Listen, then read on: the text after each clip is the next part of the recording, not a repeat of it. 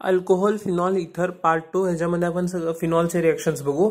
फिनॉलला तयार करायचं म्हणलं तर 4 पद्धतीने तयार करू शकतो आणि ह्यांच्या मागं एक्सटेन्शन दिलं तर आपल्याला PSS तयार करता येतात.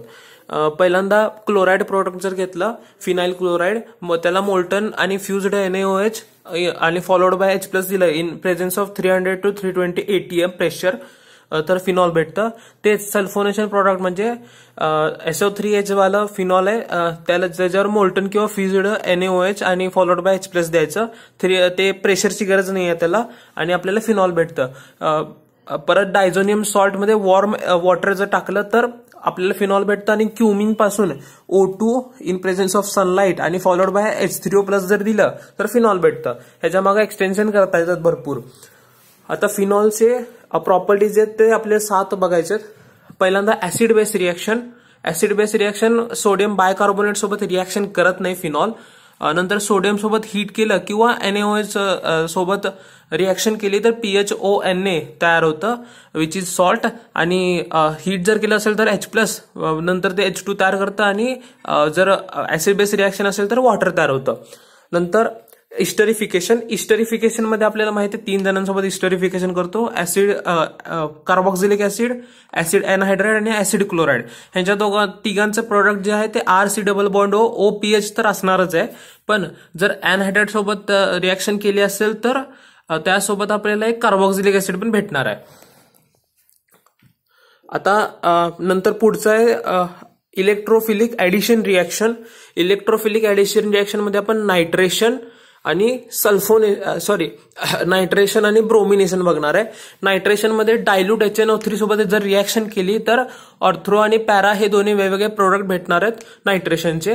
तेच कॉन्सन्ट्रेटेड HNO3 यूज केलं किंवा concentrated H2SO4 followed by HNO3 जर केलं म्हणजे ओलियम फ्युमिंग यूज करून तर आपल्याला ट्राय नायट्रेशन होतं.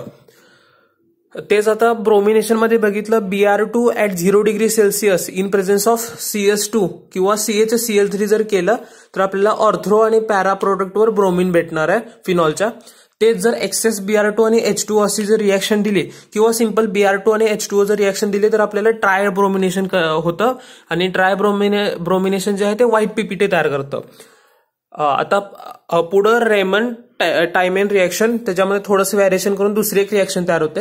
जर आपण NaOH किंवा KOH in presence of CHCl3 जर केलं, म्हणजे CHCl3 in presence of NaOH किंवा KOH जर केलं तर आपल्याला CHO म्हणजे आपलं अल्डिहाइड वाला आपल्याला ऍड करता येतं at ortho and para position.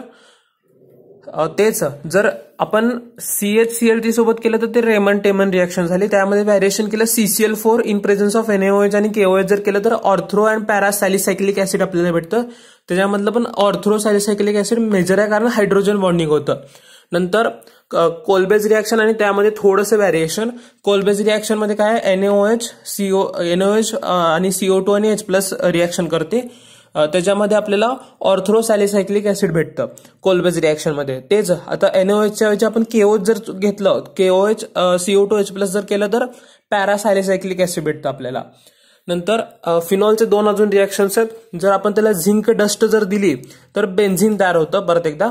आणि जर सोडियम डायक्रोमेट जे आहे त्याला फॉलोड बाय H+ जर केलं तर बेन्झिन पॅराबेन्झोक्युनॉन तयार होतं. अजून आता फिनॉलच्या 2 टेस्ट आहेत. 7वी रिएक्शन. जर आपण FeCl3 सोबत रिॲक्ट केलं फेरिक क्लोराईड तर मग FeOPH6 आणि 3- असं कोऑर्डिनेशन कंपाऊंड तयार होतं विच इज व्हायलेट कलर. आणि याच्यासोबत 3HCl आणि 3H+ तयार होतं. ते जर आपण Br2 आणि H2O जर केलं तर ट्रायब्रोमिनेशन होतं मग असे बघितलंय आणि ती व्हाईट PPT असते. आणि हे जे आहे ते व्हायलेट कलरचं आहे.